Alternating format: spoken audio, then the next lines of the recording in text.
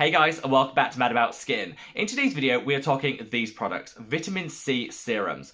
For years, people have held up vitamin C as been like a gold standard ingredient for your skincare routine. People love it for its ability to even out our complexion, tackle dark spots and discoloration. It boosts collagen to minimize the appearance of fine lines and wrinkles. It's also a powerful antioxidant.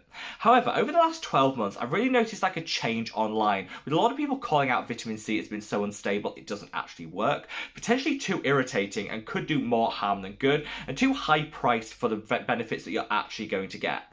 How true is this? I want to pick it apart in today's video, bust some vitamin C myths, so that you guys can work out whether a vitamin C serum has a place in your own skincare routine. I want you to sit back, relax, and talk all things vitamin C. Now, before we get into this video, just a usual reminder to do all that YouTubey stuff if you haven't already. If you could reach down and give this video a big thumbs up and a like. It's a fantastic way of supporting me and the channel, because the more likes a video gets, the more widely YouTube distributes it on its platform. Also, as a little bit of an update in the last month, when you click that like button, it now lights up with some fireworks, which you didn't used to. So if you haven't noticed that, now's the time to experiment with it. Click that like button and you'll see what I mean. Also, I'd love to know what your own experiences have been with vitamin C's. Sound off in the comment section below. There is kind of no right or wrong here. My mantra on Mad About Skin is use what works for you. This is definitely the case with vitamin C. So by sharing your own experiences, it might help other people on their vitamin C journey. So leave me a comment below to let me know. Now, I've got an awful lot to say, so should we cut that waffle and just delve straight on in? And I guess we should start with my own experience with vitamin C. Well, it was one of the first ingredients I actually experimented with when I started my skincare journey. I don't think I'm unique in this. Usually when people start out on their skincare journey, they think, okay, cleanser, moisturizer, and usually the serum they'll reach for is a vitamin C. This is because, like I said, it's been held up for years as being like the gold standard, and it's really easily accessible across the world. I got some great results with vitamin C in its pure form, ascorbic acid, but I always seemed to get that irritation that came alongside it. My skin was definitely brighter. It helped even out some dark spots and discoloration caused by my adult acne, and I was definitely a convert. I kind of plowed through the redness, the peeling, the irritation that I got from pure form vitamin C's because I liked the results that I got from using the serums, and this kind of continued for about 4 or 5 years. I then thought, you know what, irritated skin is never healthy skin, and maybe vitamin C, ascorbic acid just isn't right for me, and I kind of went cold turkey. I decided just to do without this and look at some other alternatives, which I captured at the time in a video. I'll leave a link to that up there. There's also other brightening ingredients on the market that my skin just tolerated better than ascorbic acid, so I made the switch and decided I was done with this ingredient for good. Now, cut to around a year ago, I kind of thought, you know what, maybe I'm being a little bit too harsh. People are still singing the praises of vitamin C, and maybe I need to experiment to find the right one for me.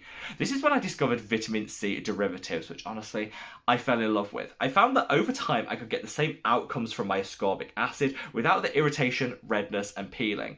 This was like game changing, but I think you have to set your expectations with vitamin C derivatives. They're less potent, so you don't get those quick wins that you do with pure form vitamin C, and I think the outcomes, whilst they're really good, they're not quite as enhanced as what I got with ascorbic acid.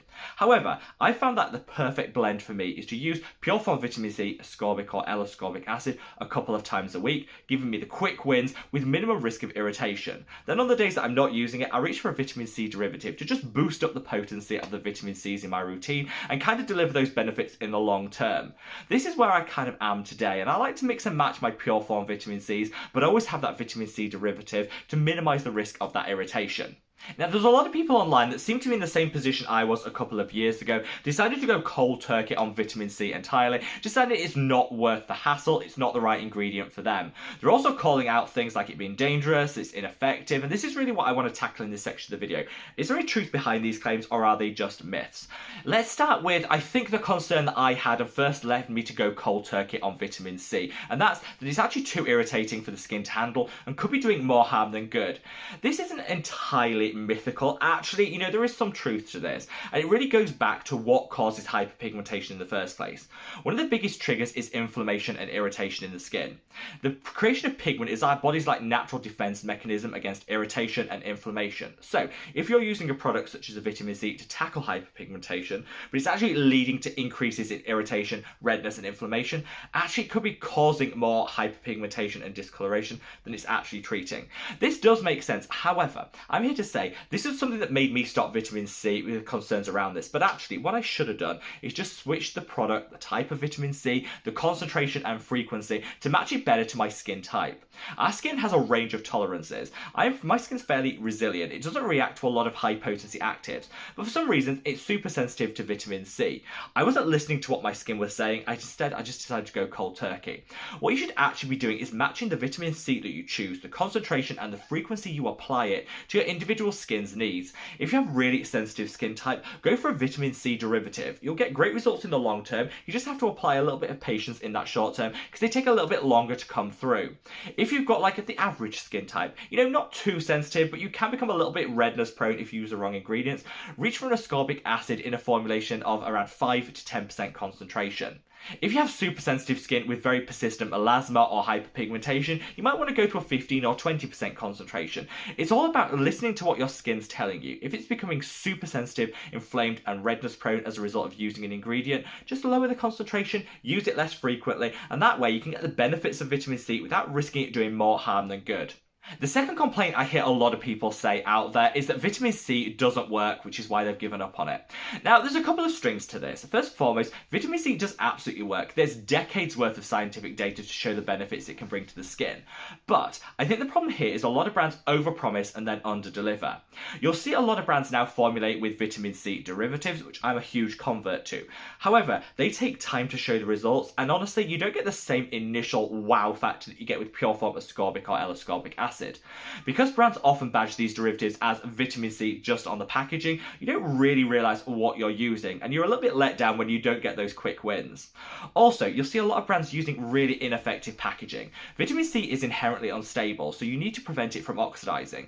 The best ways to do that is to make sure that it's protected from light exposure, that it's in an airtight pump, and it's made super fresh. Because very few brands actually do this, a lot of the time the product will come oxidised. You know it's this case because it's kind of that rich orangey colour when you come to apply it. Oxidized vitamin C isn't dangerous or damaging to the skin, but it's much less effective than vitamin C in a non-oxidized form. So you're applying these products hoping to get these game-changing benefits, and then you don't. And it's all down to the fact that the brands didn't take time to stabilize the product, create packaging that prevents or delays that oxidation, which means that as a consumer, we're applying products that aren't at peak efficacy, so you're never going to get the great results. It's also worth reminding that whilst we use vitamin C for brightening the skin, correcting excess pigment, dark spots and discoloration, it's not the only active ingredient on the market that can do this, and actually there's some other ones that in some cases give better outcomes with minimum risk of irritation. I linked a video earlier capturing some of my favourites, and I'll link it in the description box below as well. There are alternatives to vitamin C, so whilst I think this is a wonderful ingredient, it's not the only one on the market, and it's always worth bearing that in mind. Finally, a lot of people call out that to get a good vitamin C you have to pay sky high prices, and it's just not worth it. This is absolutely not the case. This is a myth that L'Oreal and SkinCeuticals would love us, the consumer, to believe. They've got their CE ferulic serum, which is honestly fabulous, but it doesn't actually have to be that expensive. I think that one comes in at $150 to get a really effective non-oxidized vitamin C. The reason that SkinCeuticals say that this is worth that ridiculously high price point is because they formulated it in a unique and patented way to delay that oxidation, so you're getting it peak performance when it arrives at your door. This is absolutely the case. If you have that money to spend, then this is a great serum, but you don't need to spend that much money. One of my favourite pure form vitamin C's is actually the Geek & Gorgeous C Glow Serum. This doesn't come with all that patented technology, but it doesn't need to, because they make it fresh every single week in a batch just for you. So the product is so fresh, it hasn't had a chance to oxidise by the time it reaches for you. So they can offer it at a fraction, 1/10 of the cost of that SkinCeuticals product, but you're getting exactly the same performance. So I'm just here to say, you need to shop around, but you don't have to pay sky high prices to get a really good high quality vitamin C. Geek & Gorgeous for me just deliver time after time, but there are some other ones, and I'll leave a link up there to a video of some of my favourite vitamin C's so you know what to shop.